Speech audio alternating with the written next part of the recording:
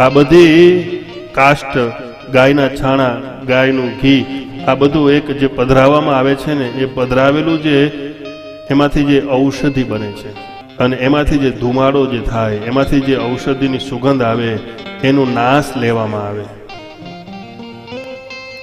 અને એમાંથી જો કોઈ નાશ લે તો કોઈને શરીરની પીડા હોય તો એમાંથી મુક્તિ મળી જાય. કોઈને ગર્ભ ધારણ ન થતો હોય તો નાશ લેવામાં આવે તો એને ગર્ભની પણ એને સિદ્ધિ મળી જાય. કોઈને આંખની બીમારી હોય તો એ નાશ લેવામાં આવે તો આંખની બીમારી વહી જાય. કોઈને વાળની બીમારી હોય તો વાળની બીમારી જતી રહે. આ વિજ્ઞાન છે, આ યજ્ઞ છે, એના દ્વારા આપણા ઘરમાં રહેલી બધી જ ઉર્જાઓને જાગૃત કરવામાં આવે છે.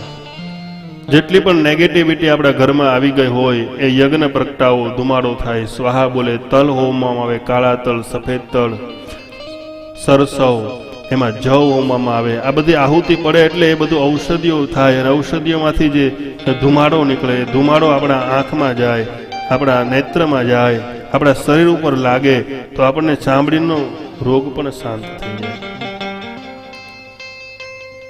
અને એ ધુમાડો અવકાશમાં જાય તો એના વાદળા બંધાય